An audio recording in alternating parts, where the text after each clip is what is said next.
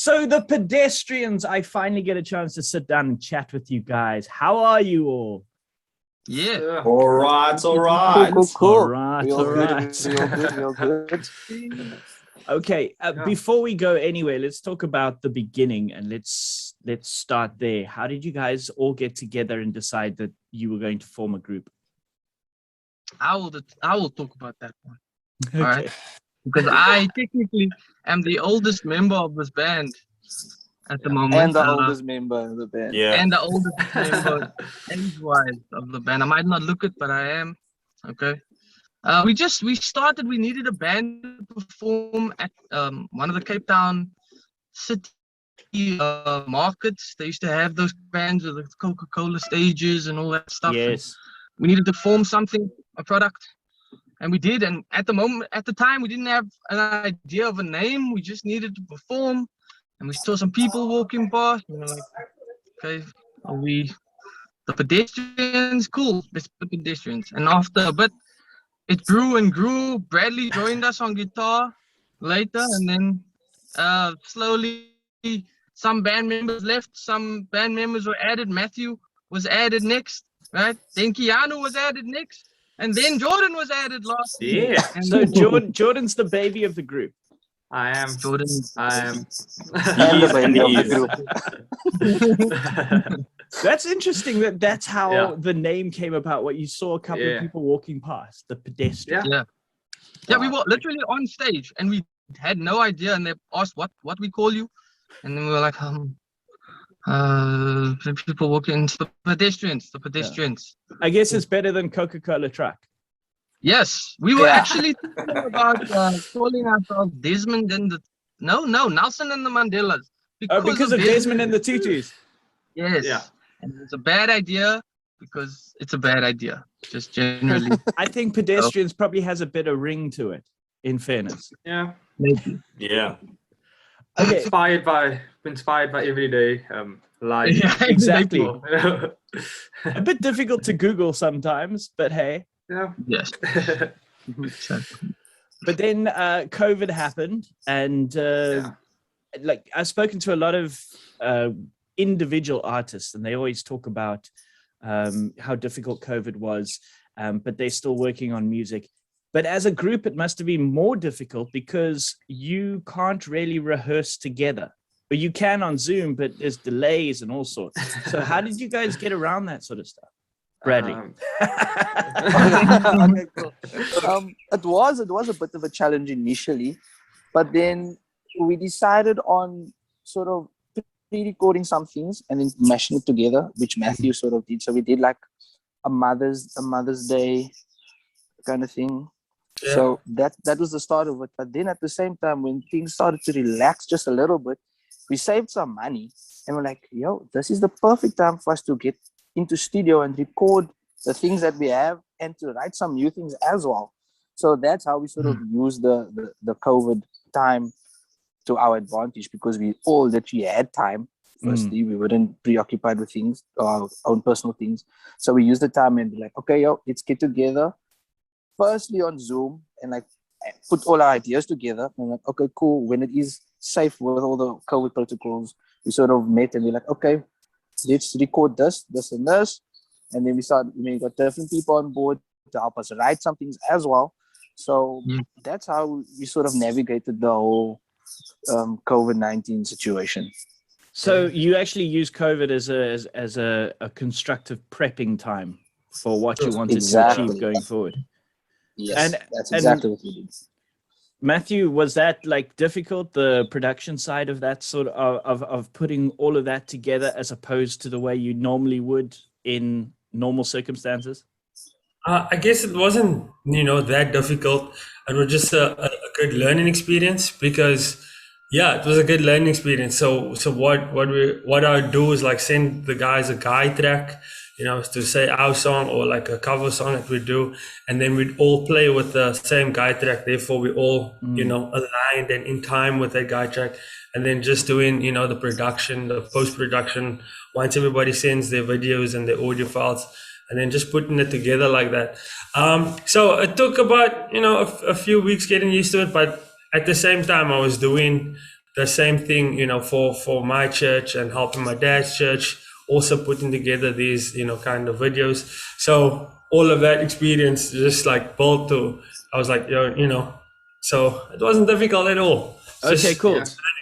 Yeah. I just thought that working with all those different separates might have been like a little bit sort of like a new experience, as opposed to if everything's recorded at once, within the same studio and everybody's on the same page at that same time. Yeah.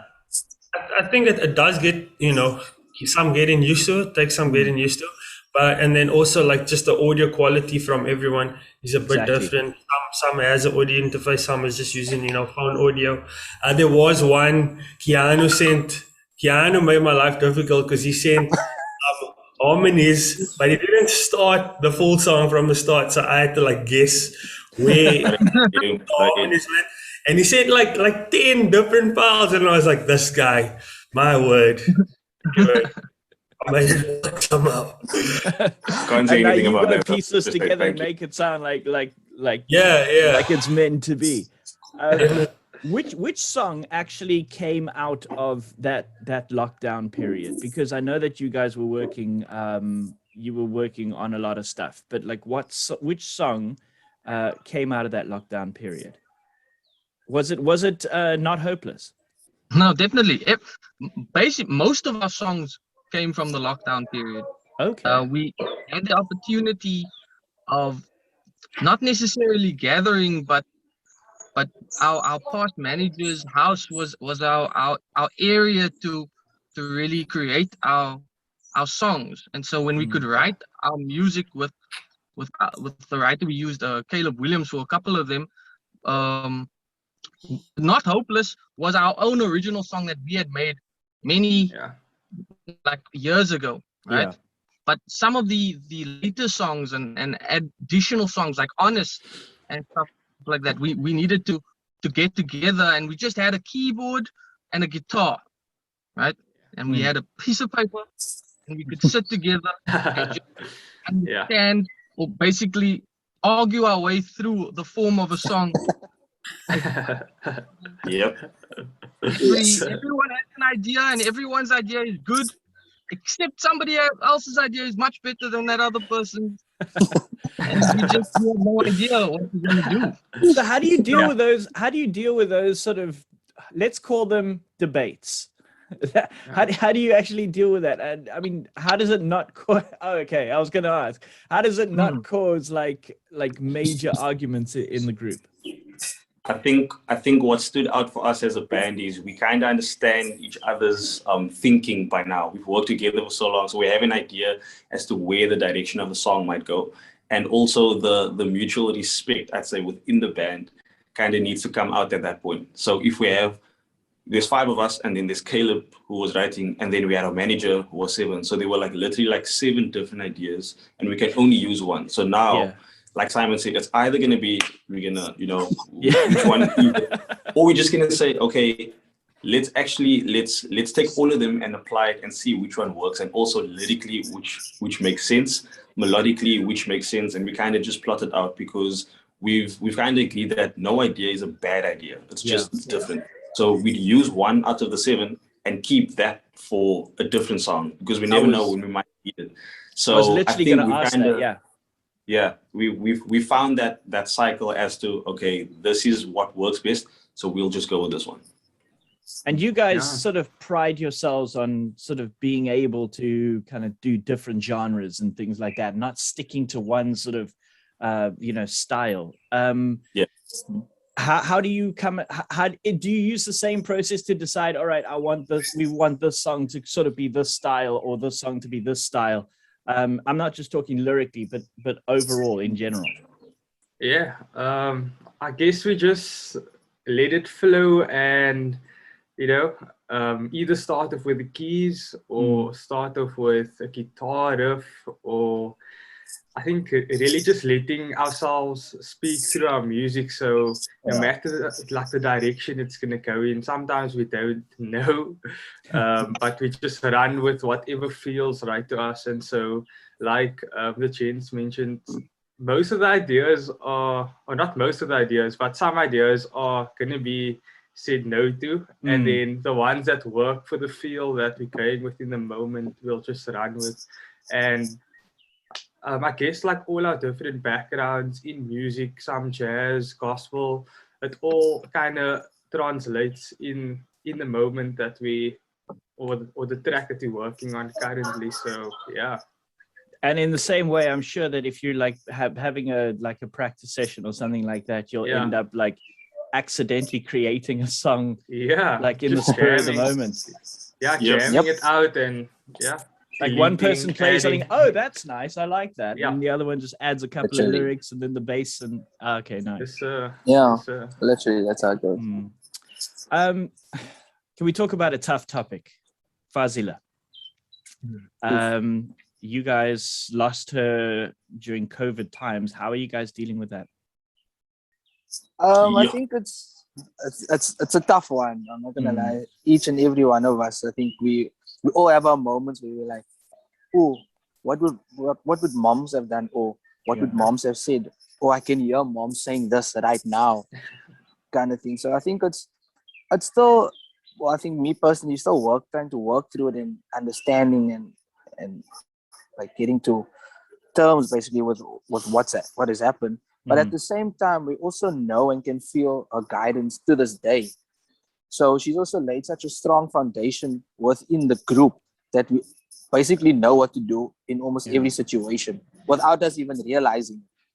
So we can still feel a presence within us and within the group, especially when we're all together. Actually, that's when we can definitely feel that, okay, no, mom's is still here, or we can hear, oh, their mom's is calling, hey, what did I do now again? So that kind of I must thing. say, I had communication with her when, like, when I was just sort of music compiling at heart, and I was in communication with her. We had that meeting as well. So yes, she seems like such a nice person. I wish I could have actually sort of like, had more contact with her in person, but she seemed like she was a really nice person. She definitely had a passion for the group. Yeah, Definitely. Very, very cool. She fought for us. Yeah. No matter what. That was her main goal. She like, just make sure my boys are okay. Make sure you're not taking advantage of my boys. Yeah. Yeah. I mean, we taught her things, she's taught us things. So it was such an invaluable experience. Like it was just so amazing and so grateful. I think what really stood out for me in this topic is there were certain events and certain gigs that we've done, and when we got the brief about the gig, I always thought to myself, how did this band manage to do such a massive gig? And then it all comes back to mom's actually, she did what she needed to do to make sure that these boys are going to be on that stage and they're going to represent. And that's something that really pushed us as a band to feel like, you know what, we can actually do this. So everything that we've been doing is literally just the way that she's been fighting for us. So that's something that we will forever cherish. No, absolutely. Okay, I mean, she would be really proud of you guys now in terms of what you've achieved up until now, because it's actually it's not that long ago, and it's crazy sort of how you guys have been. You've had a single and you've been on the radio consistently since she passed away, and I think she'd be really, really proud of you guys now. Yeah. Not Hopeless. Tell us about that song and how that all came about, because Not Hopeless for you guys was really, really cool. It got up to, I think it was number 4 on the CTM Hard Top 40. So like, congrats. And tell us about how that song came about. No, I think the way that song started as well is it can all be traced back to Fazila, and how she just encouraged us to always give back to the community and to where we come from. And she encouraged us to strike up a partnership between U-Turn Homeless Ministries, and through that and meeting the people, we basically wrote the song for World Homeless Day, which was, I think, yeah, when In October. we in October, August, October of 2019, and we wrote that song, and we had fun, and it speaks about, sorry, how, like, you're not even in like your a terrible situation, there's still hope, there's still light at the end of the tunnel, so it just speaks about never giving up, and just having hope in yourself, and in the future, I guess. And yeah, last year again, because we had time during COVID, we decided, let's actually put this song down, and get it recorded, because we really believed in the song and believed in the lyrics and what it means and what it stands for. And yeah, we were very excited to record it, and let people listen to it. And it was Sure. it definitely had that feeling of inspiration, of hope. Absolutely. And then Honest came along. So Honest was also another track we wrote in the house, in Fazila's house. Like, oh my God, every song on this album is Fazila, has that bit of Fazila in it. And Honest is what Fazila was. Okay. Oh, straight. Honest, if you were doing something wrong, Fazila would tell you straight to the point, to your face, not behind your back, right? No messing around. Don't mess around, So, in a way, that song is about her, but also, I mean, there's some love angles to it, and we love moms. We love moms. So, her input to the song while we were writing it was, yes, just do that. No, I don't like that one. No. What are you trying to say, boys? What are you trying to say? Let me know what you're trying to say. I mean, we had our own critic in the room at the time. Yeah. So when we were able to bring it to Amin, we had so many different ideas, but a focus on what the core subject and feel of the vibe was. So it was really, really cool. And we could play our own instruments, which we love to do. We could add some extra, production on top of it, which Amin is great at. So it all just kind of flowed nicely together. And what was it like working with Amin Aron? Yeah, I think it was an amazing experience for all of us to actually get in the room with one of, the best producers in the country. Totally. And just to have that experience, being firstly with Caleb Williams as a writer, because we had that session with him at Mom's place, a few sessions with him first. That was great. And then stepping into the studio space with Amin, it was, I think, really great for all of us, because we've learned a bit about, production, how things work. This needs to be recorded separately.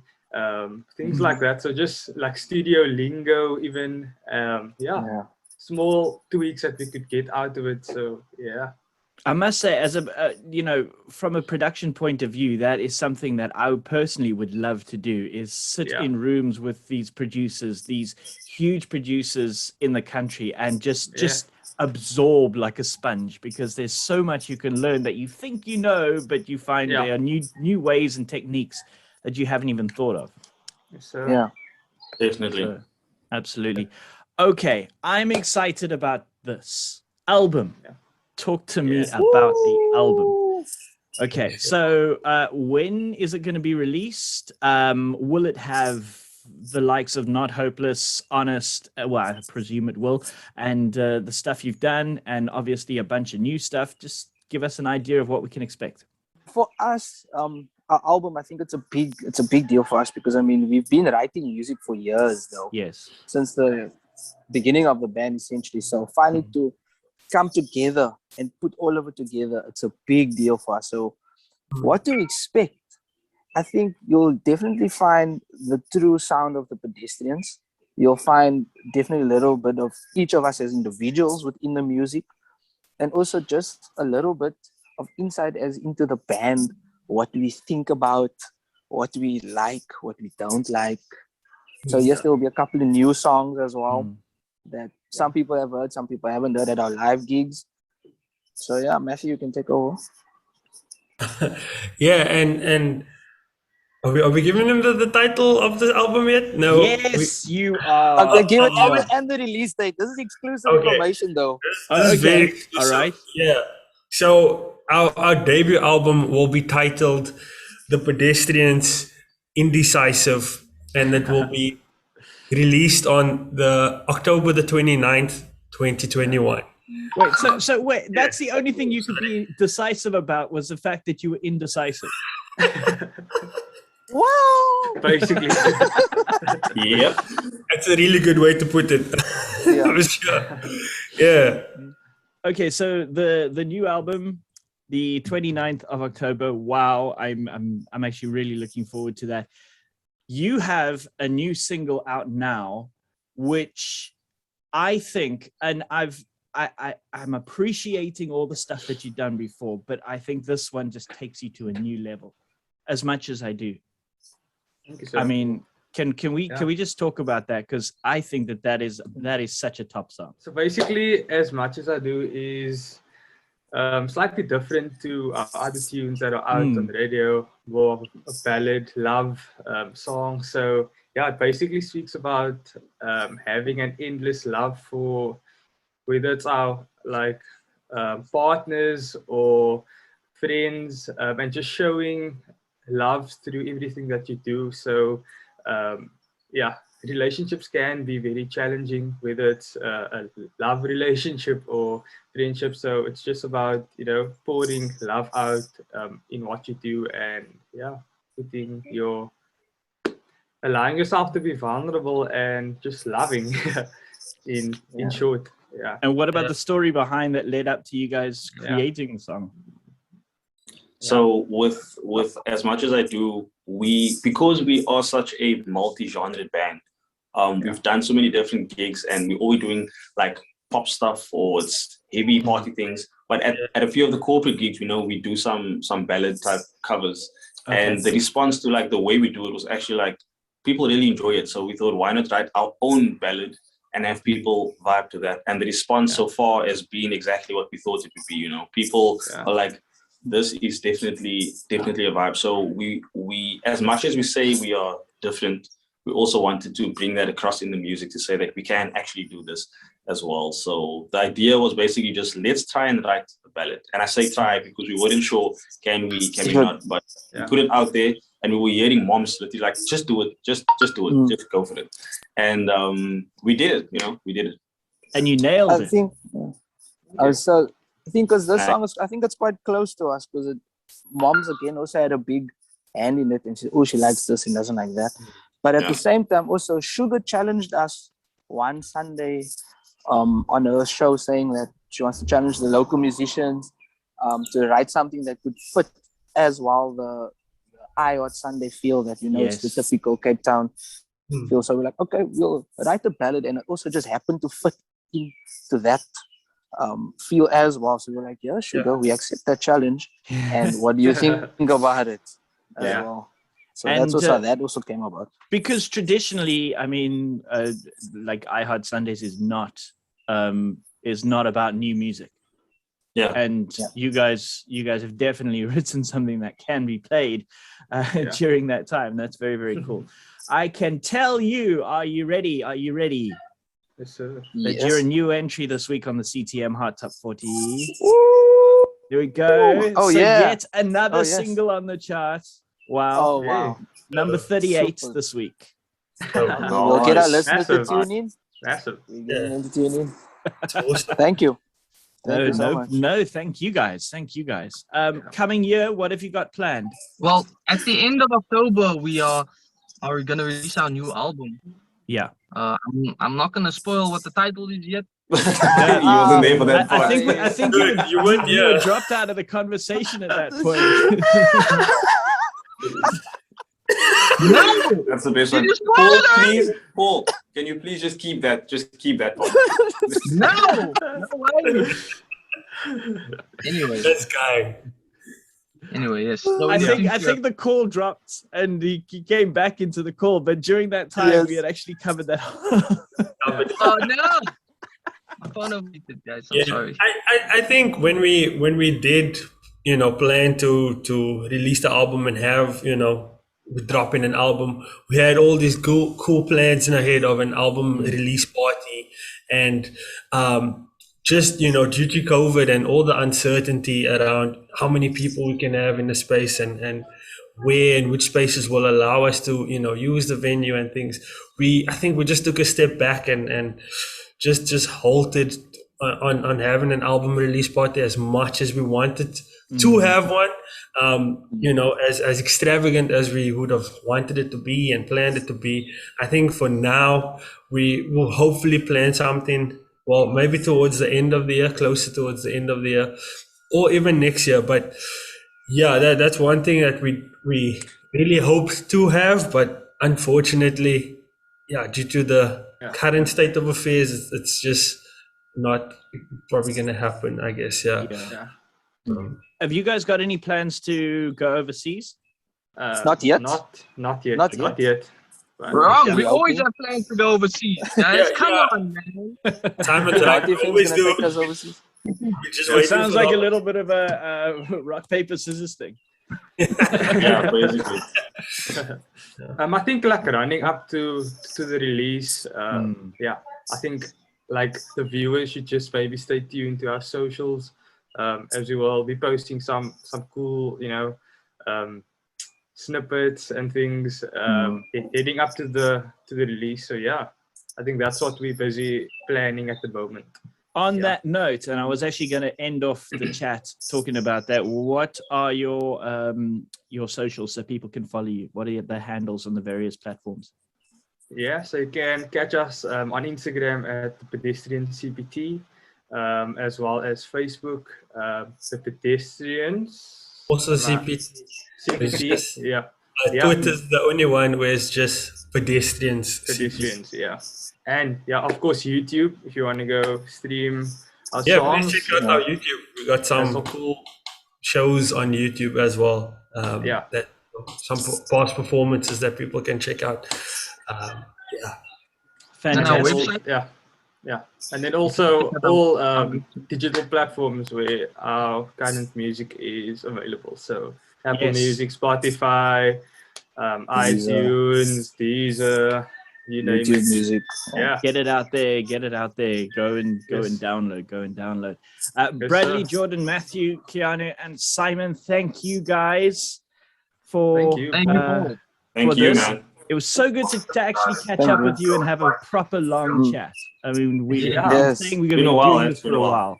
We haven't got around to it, but we have now. So thank you guys. Thank you so much, you. Paul. Thanks so much, Paul.